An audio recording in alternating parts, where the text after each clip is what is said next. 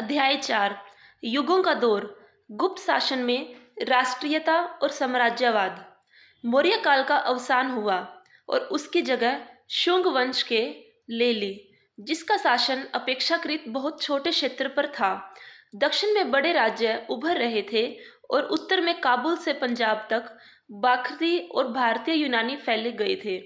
Menander के नेतृत्व में उन्होंने पाटलिपुत्र तक हमला किया, किंतु उनकी हार हुई। खुद मेनांडर पर भारतीय चेतना और वातावरण का प्रभाव पड़ा और वह बौद्ध हो गया। वह राजा मिलिंद के नाम से प्रसिद्ध हुआ। बौद्ध आख्यानों में उसकी लोक प्रसिद्ध लगभग एक संत के रूप में हुई। भारतीय और यूनानी संस्कृतियों के मेल से अफगानिस्तान और सरहदी सूबे के क्षेत्र में गांधार की यूनानी बौद्ध कला का जन्म हुआ। भारत के मध्य प्रदेश में सांची के निकट बेसनगर में ग्रेनाइट पत्थर की एक लाट है, जो हेलिदियो संदंभ के नाम से प्रसिद्ध है।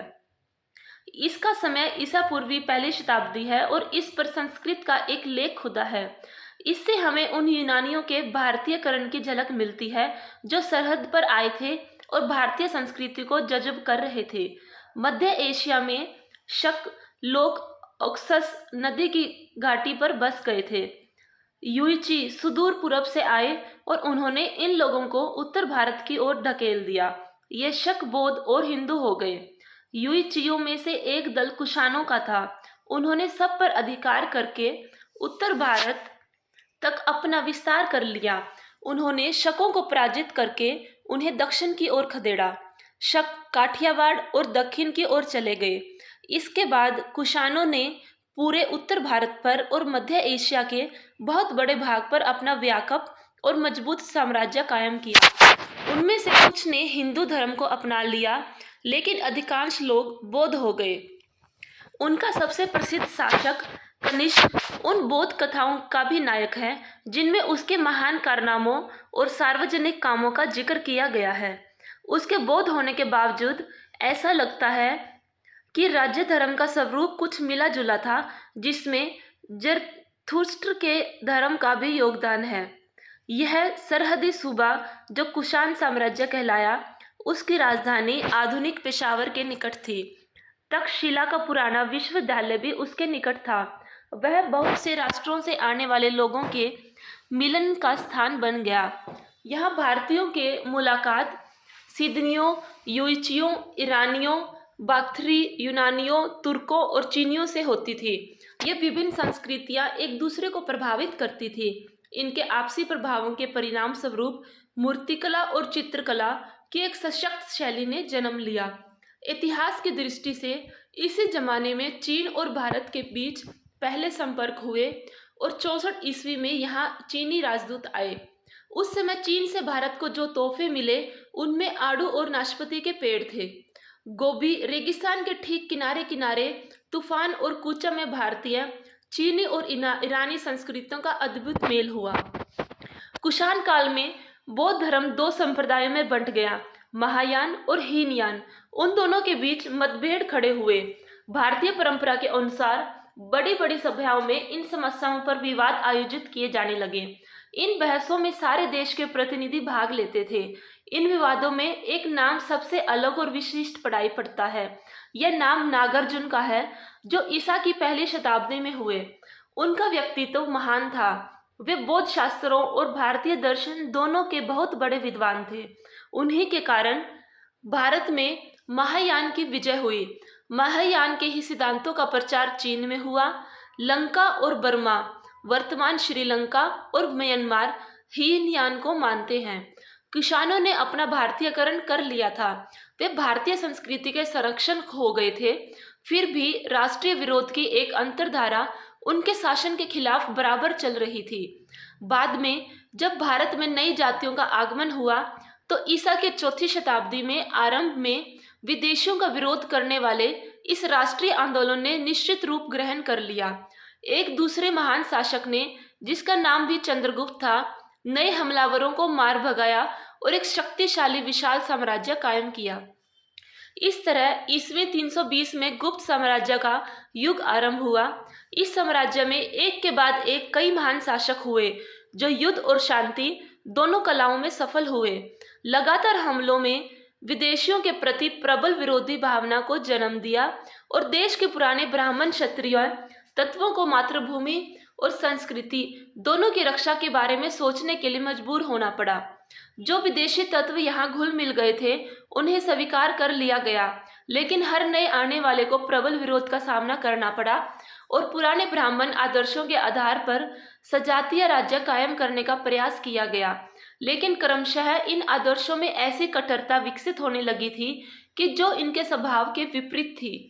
आरंभ में जब आर्य उस स्थान पर आए जिसे उन्होंने आर्यवर्त या भारतवर्ष कहा था, तब भारतवर्ष के सामने यह समस्या थी कि इसी नई जाति और संस्कृति के बीच समन्वय कैसे कायम किया जाए।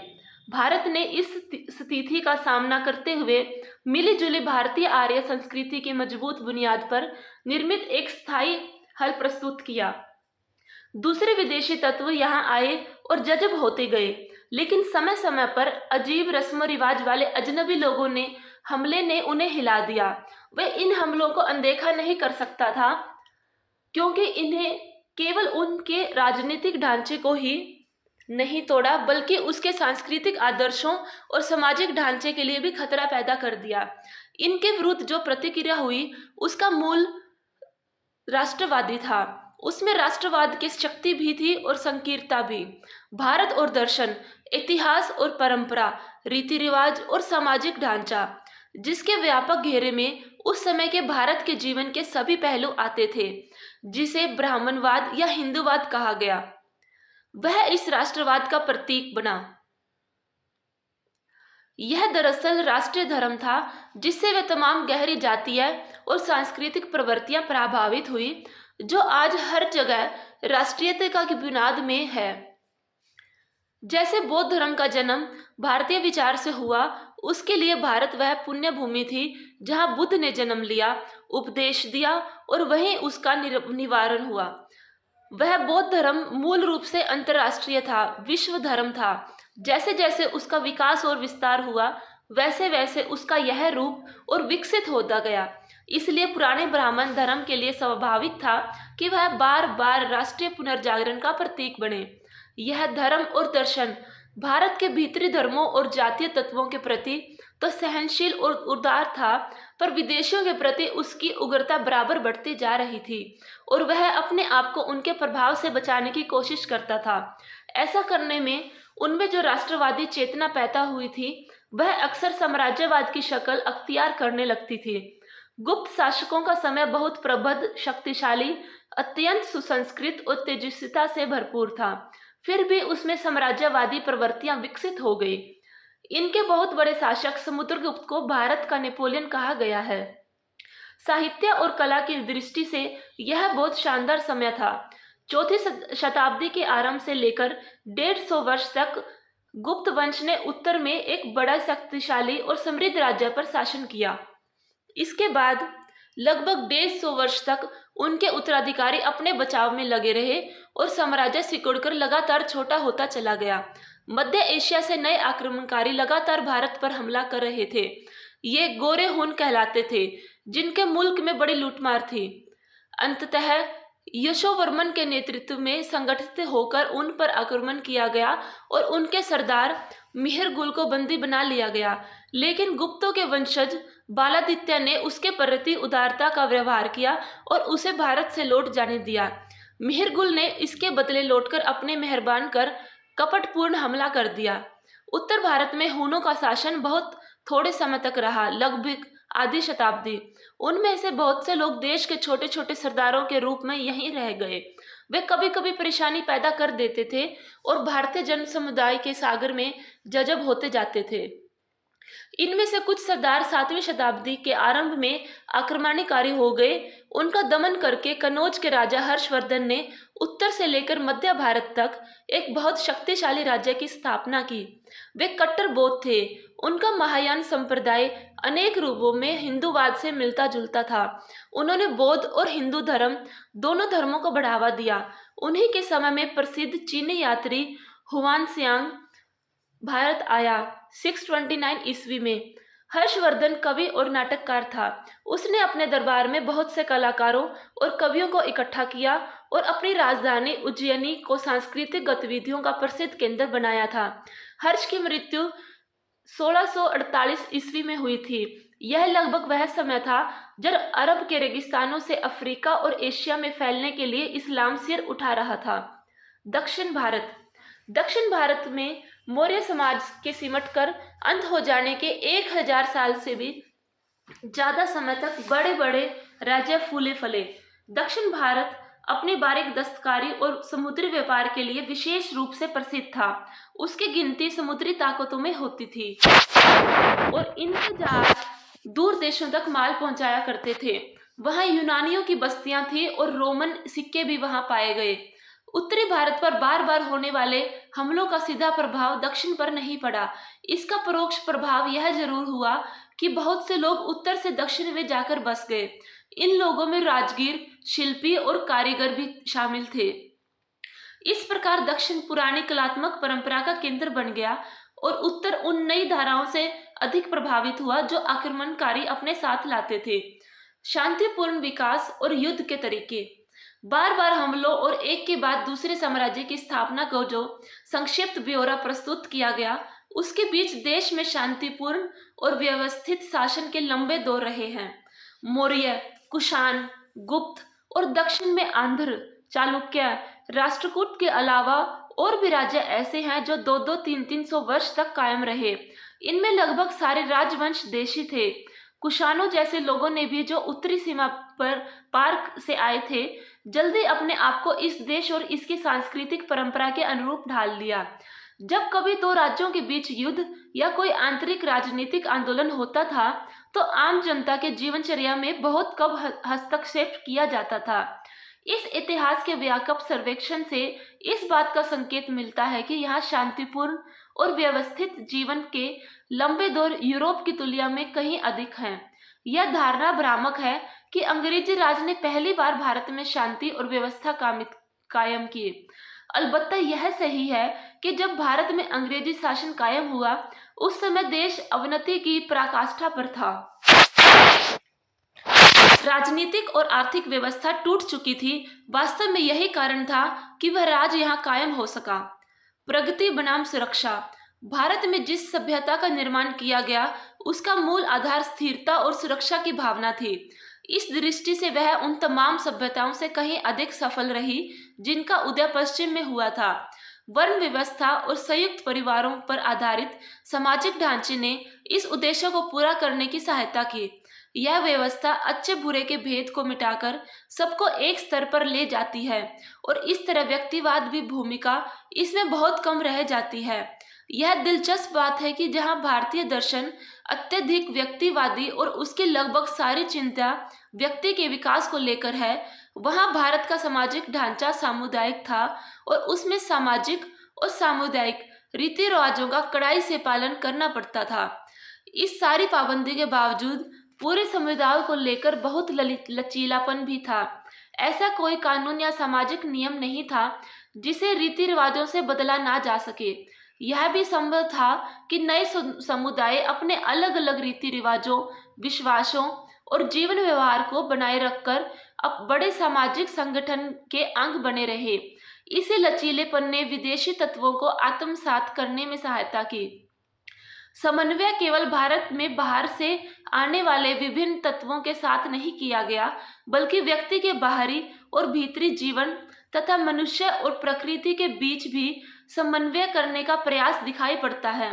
इस सामान्य सांस्कृतिक पृष्ठभूमि ने भारत का निर्माण किया और इस पर विविधता के बावजूद एकता की मोहर लगाई। राजनीतिक ढांचे के मूल में सबशासी ग्राम व्यवस्था थी। राजा आते जाते रहे पर यह व्यवस्था नींव की तरह कायम रही। बाहर से आने वाले लोग इस ढांचे में सिर्फ सतही हलचल पैदा कर पाते थे।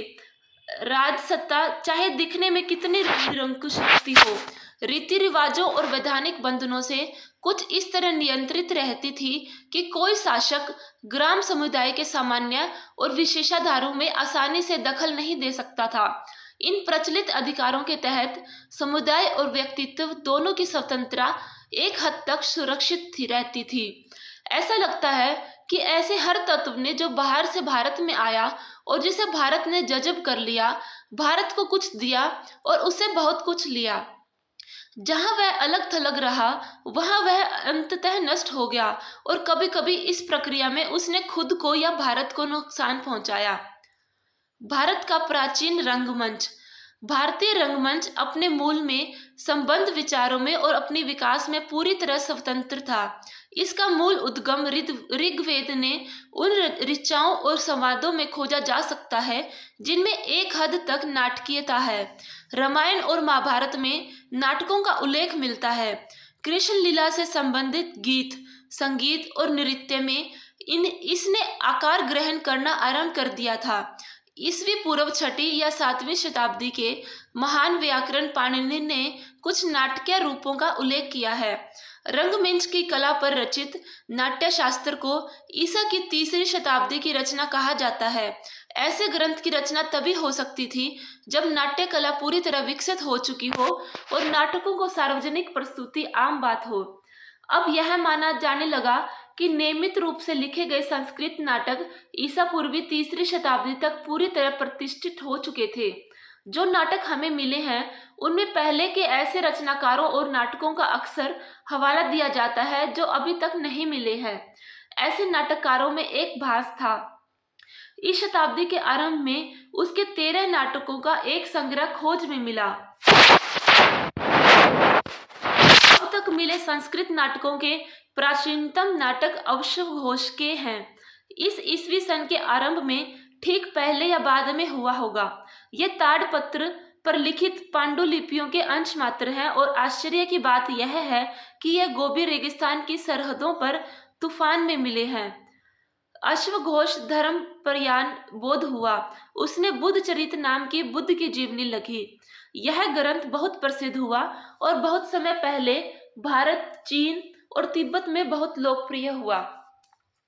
भारत की प्राचीन भारतीय नाटक के बारे में पहली जानकारी 1789 ईस्वी में तब हुई जब कालिदास के शकुंतला पर सर विलियम जोन्स कृत अनुवाद प्रकाशित हुआ। सर विलियम जोन्स के अनुवाद के आधार पर जर्मन, फ्रेंच, डेनिश और इटालियन में भी इसके अनुवाद हुए। गेटे पर इसका गहरा प्रभाव पड़ा और उसने शकुंतला की अत्यधिक प्रशंसा की। कालिदास को संस्कृत साहित्य का सबसे बड़ा कवि और नाटककार माना गया। उसका समय अनिश्चित है, पर संभावना यह है कि वह 4वीं शताब्दी के अंत में गुप्त वंश के चंद्रगुप्त द्वितीय विक्रमादित्य के शासनकाल में उज्जैनी में था। माना जाता है कि वह दरबार के 9 रत्नों में से एक था। उसकी रचनाओं में जीवन के प्रति प्रेम और प्राकृतिक सौंदर्य के प्रति आवेग का भाव मिलता है। कालिदास की एक लंबी कविता है मेघदूत। एक प्रेमी जिसे बंदी बनाकर उसकी प्रेयसी से अलग कर दिया गया है, वर्षा ऋतु में एक बादल से अपनी तीव्र चाहत का संदेश उस तक पहुंचाने के लिए कहता है। कालिदास से संभवतः काफी पहले एक बहुत प्रसिद्ध नाटक की रचना हुई, शूद्रक का मृच्छकटिकम यानी मिट्टी की गाड़ी। यह एक कोमल और एक हद तक बनावटी नाटक है, लेकिन इसमें एक ऐसा सत्य है जो हमें प्रभावित करता है और हमारे सामने उस समय की मानसिकता और सभ्यता की झांकी प्रस्तुत करता है। 400 ईस्वी के लगभग चंद्रगुप्त द्वितीय के शासनकाल में एक और प्रसिद्ध नाटक लिखा गया। यह विशाखदत्त का नाटक मुद्रा राक्षस था। यह विशुद्ध राजकीय नाटक था जिसमें प्रेम या किसी पुरानी कथा को आधार नहीं बनाया गया। कुछ अर्थों में यह नाटक वर्तमान स्थिति में बहुत प्रासंगिक है। राजा हर्ष, जिसने 7वीं सदी में एक नया साम्राज्य कायम किया, नाटककार भी था। हमें उसके लिखे हुए 3 नाटक मिलते हैं। 7वीं सदी के आसपास ही भवभूति हुआ, जो संस्कृत साहित्य का चमकता सितारा था। वह भारत में बहुत लोकप्रिय हुआ और केवल कालिदास की स्थान उसके ऊपर माना जाता है। संस्कृत नाटकों को यह धारा सदियों तक बहती रही, लेकिन 19वीं शताब्दी के आरंभ में गुणात्मक दृष्टि से स्पष्ट रूप में उसमें हवास दिखाई देने लगा। प्राचीन नाटकों की कालिदास तथा अन्य लोगों के भाषा मिली जुली है। संस्कृत और उसके साथ एक या एकाधिक प्राकृत यानी संस्कृत के बोलचाल में प्रचलित रूप। उसी नाटक में शिक्षित पात्र संस्कृत बोलते हैं और सामान्य अशिक्षित जन समुदाय प्राय स्त्रियां प्राकृत। हालांकि उनमें अनुवाद भी मिलते हैं।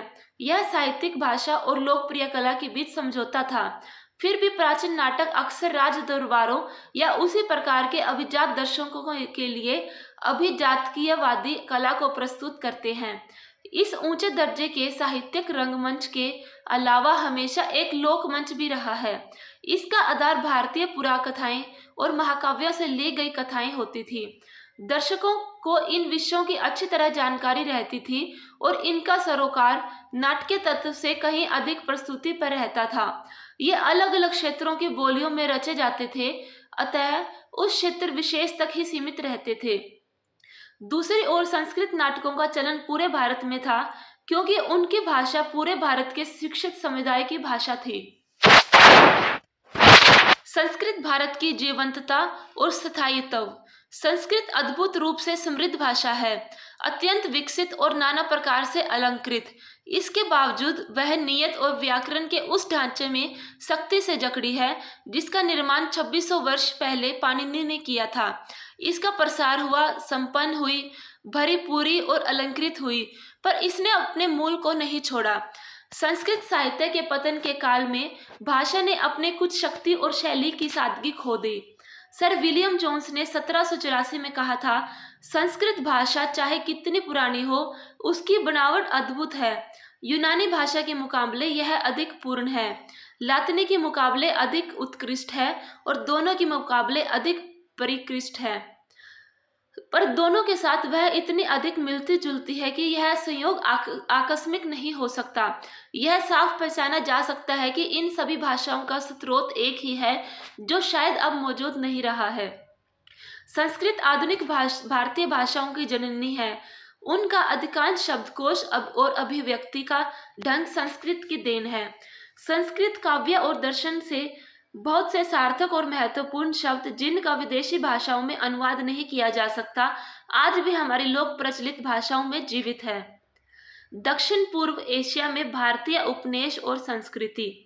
रविंद्रनाथ ठाकुर ने लिखा था, मेरे देश को जानने के लिए उस युग की यात्रा करनी होगी जब भारत ने अपनी आत्मा को पहचान कर अपनी भौतिक सीमाओं का अतिक्रमण किया। हमें केवल बीते हुए समय में जाने की ही जरूरत नहीं है, बल्कि तन से नहीं तो मन से एशिया के विभिन्न देशों की यात्रा करने की जरूरत है, जहां भारत के अनेक रूपों में अपना विस्तार किया था। पिछली चौथाई सदी के दौरान दक्षिण पूर्वी एशिया के इस दूर तक फैले क्षेत्र के इतिहास पर बहुत प्रकाश डाला गया है। इसे कभी कभार बृहत्तर भारत कहा गया है, लेकिन अब भी बहुत सी कड़ियां नहीं मिलती। बहुत से अंतर विरोध भी हैं, किंतु सामान्य रूप से सामग्री की कोई कमी नहीं है। भारतीय पुस्तकों के हवाले मिलते हैं, अरब यात्रियों के लिखे हुए वृत्तांत हैं और इन सबसे अधिक महत्वपूर्ण है चीन से प्राप्त ऐतिहासिक विवरण। इसके अलावा बहुत से पुराने शिलालेख और ताम्रपत्र हैं। जावा और बाली में भारतीय स्रोतों पर आधारित समृद्ध साहित्य है, जिसमें अक्सर भारतीय महाकाव्यों और पुराकथाओं का भावानुवाद किया गया है। यूनानी और लातिनी स्रोतों से भी कुछ सूचनाएं मिली हैं, लेकिन इन सबसे बढ़कर प्राचीन इमारतों के विशाल खंडर हैं, विशेषकर अंगकोर और बोरोबुदुर में। ईसा की पहली शताब्दी से लगभग 900 ईस्वी तक उपनिवेशीकरण की 4 प्रमुख लहरें दिखाई पड़ती हैं। इनके बीच बीच में पूर्व की ओर जाने वाले लोगों का सिलसिला अवश्य रहा होगा। इन साहसिक अभियानों की सबसे विशिष्ट बात यह थी कि इनका आयोजन स्पष्टतः राज्य द्वारा किया जाता था। दूर दूर तक फैले इन उपनिवेशों की शुरुआत लगभग एक साथ होती थी और यह उपनिवेश युद्ध की दृष्टि से महत्वपूर्ण स्थानों पर और महत्वपूर्ण मार्गों पर कायम किए जाते थे। इन बस्तियों का नामकरण पुराने भारतीय नामों के आधार पर किया गया। इस तरह जिसे अब कंबोडिया कहते हैं, उस समय कंबोज कहलाया। जावा स्पष्ट रूप से यव द्वीप या जो का टापू है। यह आज भी एक अनविशेष का नाम है। प्राचीन पुस्तकों में आए हुए नामों का संबंध भी प्राय खनिज, धातु या किसी उद्योग या खेती की पैदावार से होता है। इस नामकरण से खुद ब खुद ध्यान व्यापार की ओर जाता है। यह व्यापार ईसा पूर्व तीसरी और दूसरी शताब्दियों में धीरे धीरे बढ़ गया। इन साहसिक व्यवसायियों और व्यापारियों के बाद धर्म प्रचारकों का जाना शुरू हुआ, क्योंकि यह समय अशोक के ठीक बाद का समय था। संस्कृत की प्राचीन कथाओं से और यूनानी और अरबी दोनों में प्राप्त वृत्तांतों से पता लगता है कि भारत और सुदूर पूर्व के देशों के बीच कम से कम ईसा की पहली शताब्दी में नियमित समुद्री व्यापार होता था। यह स्पष्ट है कि प्राचीन भारत में जहाज बनाने का उद्योग बहुत विकसित और उन्नति पर था। उस समय में बनाए गए जहाजों का कुछ ब्यौरेवार वर्णन मिलता है। बहुत से भारतीय बंदरगाहों का उल्लेख मिलता है। दूसरी और तीसरी शताब्दी के दक्षिण भारतीय सिक्कों पर दोहरे पाल वाले जहाजों का चिन्ह अंकित है। अजंता के भित्ति चित्रों में लंका विजय और हथियारों को ले जाते हुए जहाजों के चित्र हैं। महाद्वीपों के देशों बर्मा, सियाम और हिंद चीन की प्रभाव अधिक था। टापियों और मलय प्रायद्वीप पर भारत की छाप अधिक थी। आमतौर पर शासन पद्धति और सामान्य जीवन दर्शन चीन ने दिया और धर्म और कला भारत ने। इन भारतीय उपनिवेशों का इतिहास तकरीबन 1300 साल या इससे भी कुछ अधिक का है। ईसा की पहली या दूसरी शताब्दी से आरंभ होकर 15वीं शताब्दी के अंत तक। विदेशों पर भारतीय कला का प्रभाव।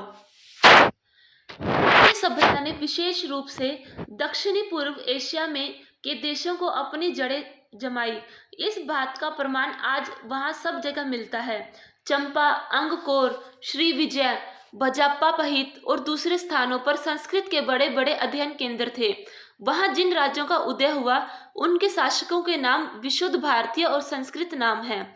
इसका अर्थ यह नहीं है कि वे विशुद्ध भारतीय थे, पर इसका अर्थ यह अवश्य है कि उनका भारतीयकरण किया गया था। राजकीय समारोह भारतीय ढंग से संस्कृत में संपन्न किए जाते थे। राज्य के सभी कर्मचारियों के पास संस्कृत की प्राचीन पदवियां थी और इनमें से कुछ पदवियां और पदनाम न केवल थाईलैंड में बल्कि मलाया की मुस्लिम रियासतों में भी अभी तक चल रहे हैं। इंडोनेशिया के इन स्थानों के प्राचीन साहित्य भारतीय पुराकथाओं और गाथाओं से भरे पड़े हैं। जावा और बाली के मशहूर नृत्य भारतीय से लिए गए हैं। बाली के छोटे से टापू ने अपनी भारतीय संस्कृति को अभी तक बहुत सीमा तक कायम रखा है। यहाँ तक कि हिंदू धर्म भी वहाँ चला आ रहा है। फिलीपीन द्वीपों में लेखन कला भारत से ही की गई है। कंबोडिया में वर्णमाला दक्षिण भारत से ली गई है और बहुत से संस्कृत शब्दों को थोड़े से हेर फेर के साथ ले लिया गया है। दीवानी और फौजदारी के कानून भारत के प्राचीन स्मृतिकार मनु के कानूनों के आधार पर बनाए गए हैं और इन्हें बौद्ध प्रभाव के कारण कुछ परिवर्तनों के साथ संहिताबद्ध करके कंबोडिया की आधुनिक कानूनी व्यवस्था में ले लिया गया है। लेकिन भारतीय प्रभाव सबसे अधिक प्रकट रूप से प्राचीन भारतीय बस्तियों की भव्य कला और वास्तुकला में दिखाई पड़ता है। इस प्रभाव से अंगकोर और बोरोबुदूर की इमारतें और अद्भुत मंदिर तैयार हुए। जावा में बोरोबुदूर में बुद्ध की जीवन कथा पत्थरों में उत्कीर्ण है। दूसरे स्थानों पर नक्काशी करके विष्णु, राम और कृष्ण की कथाएं अंकित की गई हैं। अंगकोर वट के विशाल मंदिर के चारों तरफ विशाल खंडहरों का विस्तृत क्षेत्र है। उसमें बनावटी झीलें, पोखरें और नहरें हैं जिनमें ऊपर पुल बने हैं और एक बहुत बड़ा फाटक है जिस पर एक वृत्ताकार सिर पत्थर में खुदा है। यह एक आकर्षक मुस्कुराता हुआ किंतु रहस्यमय कंबोडियाई देवतुल्य चेहरा है। इस चेहरे की मुस्कान अद्भुत रूप से मोहक और विचलित करने वाली है। अंगकोर की प्रेरणा भारत से मिली पर उसका विकास खंबेर प्रतिभा ने किया, या कि दोनों के परस्पर मेल से यह अजूबा पैदा हुआ। कंबोडिया के जिस राजा ने इसे बनवाया उसका नाम जयवर्मन सप्तम था, जिसे ठेठ भारतीय नाम है। भारतीय कला का भारतीय धर्म और दर्शन से इतना गहरा रिश्ता है कि जब तक किसी को उन आदर्शों की जानकारी न हो जिनसे भारतीय मानस शासित होता है, तब तक उसके लिए इसको पूरी तरह सराहना संभव नहीं है। भारतीय कला में हमेशा एक धार्मिक प्रेरणा होती है, एक पारदृष्टि होती है, कुछ वैसे ही जिसने संभवतः यूरोप के महान गिरजाघरों के निर्माताओं को प्रेरित किया था। सौंदर्य की कल्पना आत्मनिष्ठ रूप में की गई है। वस्तुनिष्ठ रूप में नहीं। वह आत्मा से संबंध रखने वाली चीज है, भले ही वह रूप या पदार्थ में भी आकर्षक आकार ग्रहण कर ले। यूनानियों ने सौंदर्य से निस्वार्थ भाव से प्रेम किया। उन्हें सौंदर्य में केवल आनंद ही नहीं मिलता था, वे उसमें सत्य के दर्शन भी करते थे। प्राचीन भारतीय भी सौंदर्य से प्रेम करते थे, पर वे हमेशा अपनी रचनाओं में कोई गहरा अर्थ भरने का प्रयत्न करते थे। भारतीय कविता और संगीत की तरह कला में भी कलाकार से यह उम्मीद की जाती थी कि वह प्रकृति की सभी मनोदशाओं के तादात्म्य स्थापित करे, ताकि वह प्रकृति और विश्व के साथ मनुष्य के मूलभूत सामंजस्य की अभिव्यक्ति कर सके। भारत की विशेषता उसकी मूर्तिकला और स्थापत्य में है, जिस तरह चीन और जापान की विशेषता उनकी चित्रकला में। भारतीय संगीत, जो यूरोपीय संगीत से बहुत भिन्न है, अपने ढंग से बहुत विकसित था।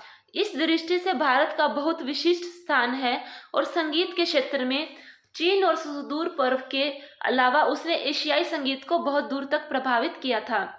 एशिया के दूसरे देशों की तरह भारत में भी कला के विकास पर गढ़ी हुई मूर्तियों के विरुद्ध धार्मिक पूर्वाग्रह का महत्वपूर्ण प्रभाव पड़ा। वेद मूर्ति पूजा के विरुद्ध थे और बौद्ध धर्म में भी अपेक्षाकृत बाद के समय में ही बुद्ध की मूर्तियां और चित्र बनाए जा सके। मथुरा के संग्रहालय में बोधिसत्व की एक विशाल, शक्तिशाली और प्रभावशाली पाषाण प्रतिमा है। इसका निर्माण ईसवीं सन के आरंभ के आसपास कुषाण युग में हुआ था।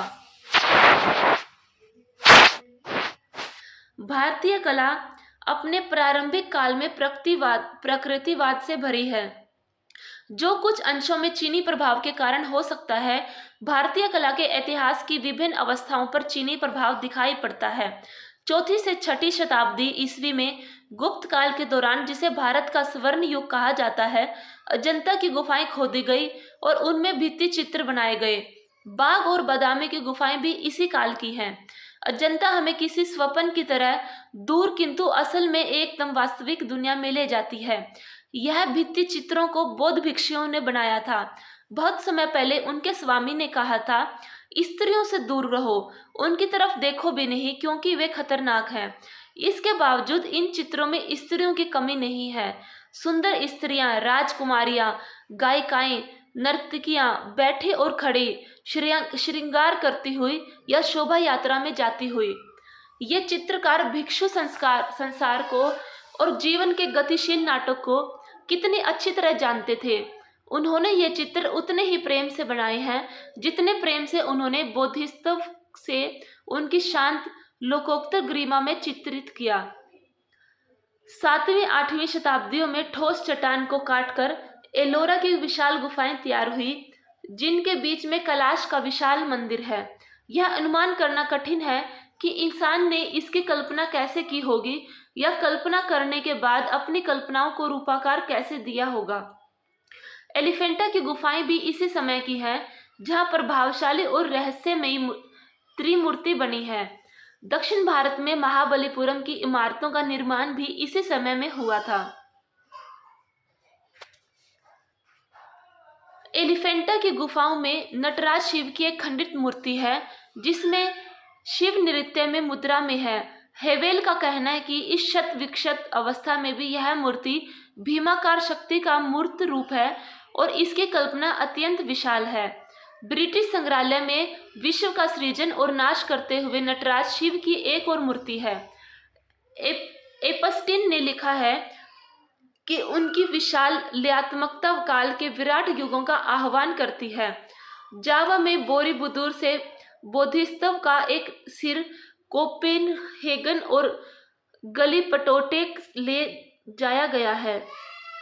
रूपगत सौंदर्य की दृष्टि से तो यह सिर सुंदर है ही, इसमें कुछ और गहरी बात है जो बोधिसत्व की शुद्धि आत्मा को इस तरह उद्घाटित करती है कि जैसे दर्पण में प्रतिबिंब। वह एक ऐसा चेहरा है जिसमें समुद्र की गहराइयों की प्रशांति, निभ्र नीले आकाश की स्वच्छता और इंसानी पहुंच से परम सुंदर मूर्तिमान हुआ है। भारत का विदेशी व्यापार। ईसवी सन के पहले 1000 वर्षों के दौरान भारत का व्यापार दूर दूर तक फैला हुआ था और बहुत से विदेशी बाजारों पर भारतीय व्यापारों का नियंत्रण था। पूर्वी समुद्र के देशों में या तो उनका प्रभुत्व था ही, उधर वह भूमध्य सागर तक भी फैला हुआ था। भारत में बहुत प्राचीन काल से कपड़ों का उद्योग बहुत विकसित हो चुका था। भारतीय कपड़ा दूर दूर तक के देशों में जाता था। रेशमी कपड़ा भी यहाँ काफी समय से बनता रहा है, लेकिन वह शायद उतना अच्छा नहीं होता था जितना चीनी रेशम, जिसका आयात यहाँ ईसा पूर्व 4वीं शताब्दी से ही किया जाता था। भारतीय रेशम उद्योग ने बाद में विकास किया, लेकिन बहुत नहीं। कपड़े को रंगने की कला में उल्लेखनीय प्रगति हुई और पक्के रंग तैयार करने के खास तरीके खोज निकाले गए। उनमें से एक नील का रंग था, जिसे अंग्रेजी में इंडिगो कहते हैं। यह शब्द इंडिया से बना है और अंग्रेजी में यूनान के माध्यम से आया है। ईसवी सन की आरंभिक शताब्दियों में भारत में रसायन शास्त्र का विकास और देशों की तुलना में शायद अधिक हुआ था। भारतीय प्राचीन काल से ही फौलाद को ताव देना चाहते थे। भारतीय फौलाद से दूसरे देशों में बहुत कदर की जाती थी, विशेष रूप से युद्ध के कामों में। भारतीयों को और बहुत सी धातुओं की भी जानकारी थी और उनका इस्तेमाल किया जाता था। औषधियों के लिए धातुओं के मिश्रण तैयार किए जाते थे। आसव और भस्म बनाना ये लोग खूब जानते थे।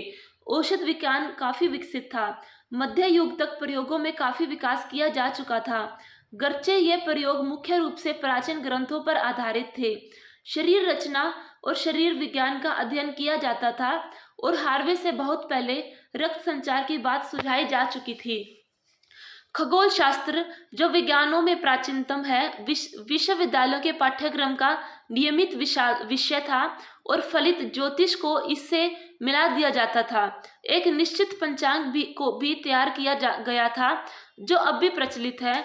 जो लोग समुद्री यात्रा पर निकलते थे, उनके लिए खगोल शास्त्र का ज्ञान व्यवहारिक दृष्टि से बहुत सहायक होता था।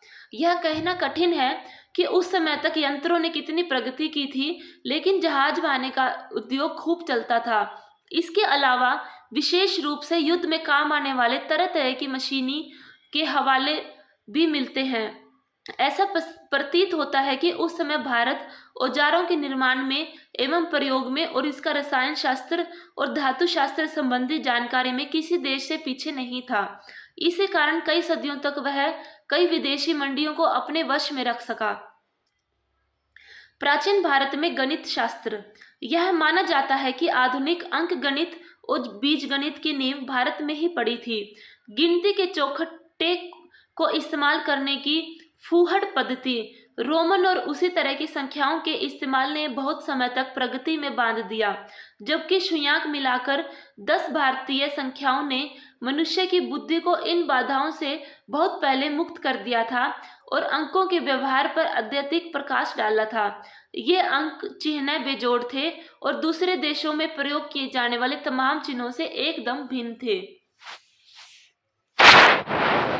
भारत में ज्यामिति, अंकगणित और बीजगणित की आरंभ बहुत प्राचीन काल में हुआ था।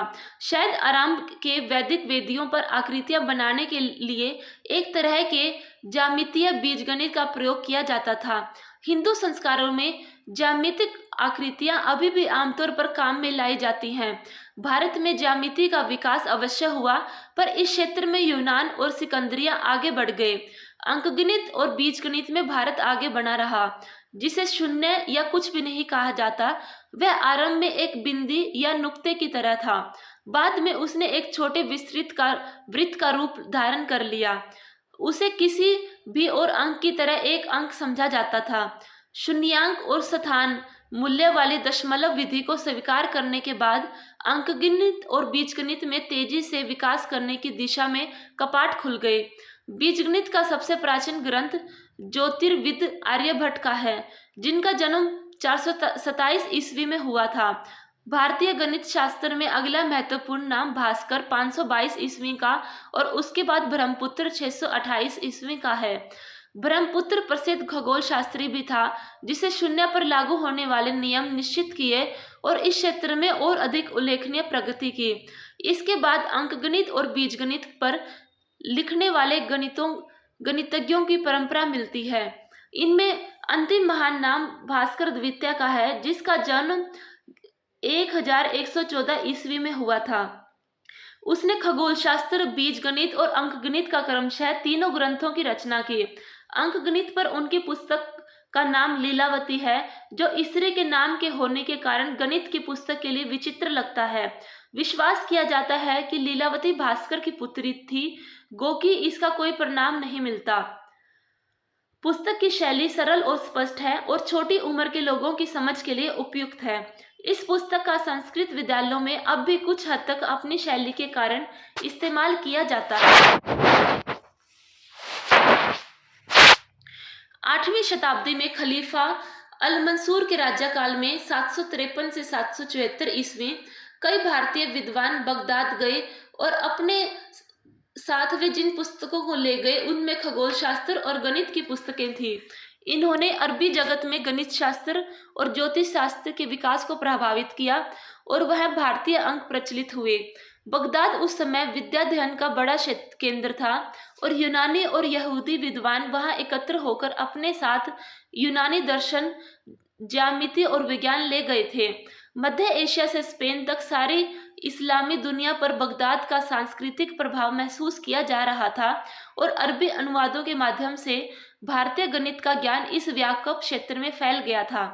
अरबी जगत से यह नया गणित संभवतः स्पेन के मूल विश्वविद्यालयों के माध्यम से यूरोपीय देशों में पहुंचा और इससे यूरोपीय गणित की नींव पड़ी। यूरोप में इन नए अंकों का विरोध हुआ और इनके आमतौर पर प्रचलन में कई सौ वर्ष लग गए। इनका सबसे पहला प्रयोग, जिसकी जानकारी मिलती है, 1134 ईस्वी में सिसिली के एक सिक्के में हुआ। ब्रिटेन में इसका पहला प्रयोग 1490 ईस्वी में हुआ। विकास और हवास। ईस्वी सन के पहले 1000 वर्ष में भारत में आक्रमणकारी तत्वों और आंतरिक झगड़ों के कारण बहुत उतार चढ़ाव आए। फिर भी यह समय ऊर्जा से उफनता और सभी दिशाओं में अपना प्रसार करते हुए कर्मठ राष्ट्रीय जीवन का समय रहा है। ईरान, चीन, यूनानी जगत, मध्य एशिया से उसका संपर्क बढ़ता है और इस सबसे बढ़कर पूर्वी समुद्रों की ओर बढ़ने की शक्तिशाली प्रेरणा पैदा होती है। परिणाम स्वरूप भारतीय उपनिवेशों की स्थापना और भारतीय सीमाओं को पार कर दूर दूर तक भारतीय संस्कृति का प्रसार होता है। इन 1000 वर्षों के बीच के समय में, यानी चौथी शताब्दी के से आरंभ से लेकर 6वीं शताब्दी तक गुप्त साम्राज्य की समृद्ध होता है। यह भारत का स्वर्ण युग कहलाता है। इस युग के संस्कृत साहित्य में एक प्रकार की प्रशांति, आत्मविश्वास और आत्माभिमान की दीप्ति और उमंग दिखाई पड़ती है। स्वर्ण युग के समाप्त होने से पहले ही कमजोरी और हवास के लक्षण भी प्रकट होने लगते हैं। उत्तर पश्चिमी में गौरव हुनों के दल आते हैं और बार बार वापस खदेड़ दिए जाते हैं, किंतु धीरे धीरे वे उत्तर भारत में अपनी राह बना लेते हैं और आधी शताब्दी तक पूरे भारत को अपने को राज सत्ता के रूप में प्रतिष्ठित कर लेते हैं। इसके बाद अंतिम गुप्त सम्राट भारतीय मध्य भारत के एक शासक यशोवर्मन के साथ मिलकर बहुत प्रयत्न करके हुनों को बाहर करता है। इस लंबे संघर्ष ने भारत को राजनीतिक और सैनिक दोनों दृष्टियों से दुर्बल बना दिया। हुनों के उत्तर भारत में बस जाने के कारण लोगों में धीरे धीरे एक अंदरूनी परिवर्तन घटित हुआ। हुनों के पुराने वृत्तांत कठोरता और बर्बर व्यवहार से भरे पड़े हैं, ऐसा व्यवहार जो युद्ध और शासन के भारतीय आदर्शों से एकदम भिन्न है। 7वीं शताब्दी में हर्ष के शासन काल में उज्जैनी, आधुनिक उज्जैन, जो गुप्त शासकों की शानदार राजधानी थी, फिर भी कला, संस्कृति और एक शक्तिशाली साम्राज्य का केंद्र बनती है। लेकिन आने वाली सदियों में भी वह कमजोर पड़कर धीरे धीरे खत्म हो जाती है। 9वीं शताब्दी में गुजरात का मिहिर भोज उत्तर और मध्य भारत में छोटे राज्यों को मिलाकर एक संयुक्त राज्य कायम करके कनौज को अपनी राजधानी बनाता है। एक बार फिर साहित्यिक पुनर्जागरण होता है, जिसका प्रमुख व्यक्तित्व राजशेखर है। 11वीं शताब्दी के आरंभ में एक बार फिर एक दूसरा भोज सामने आता है, जो बहुत पराक्रमी और आकर्षक है, और उज्जैनी फिर एक बड़ी राजधानी बनती है। यह भोज बड़ा अद्भुत व्यक्ति था, जिसने अनेक क्षेत्रों में प्रतिष्ठा हासिल की। वह व्याकरण और कोशकार था।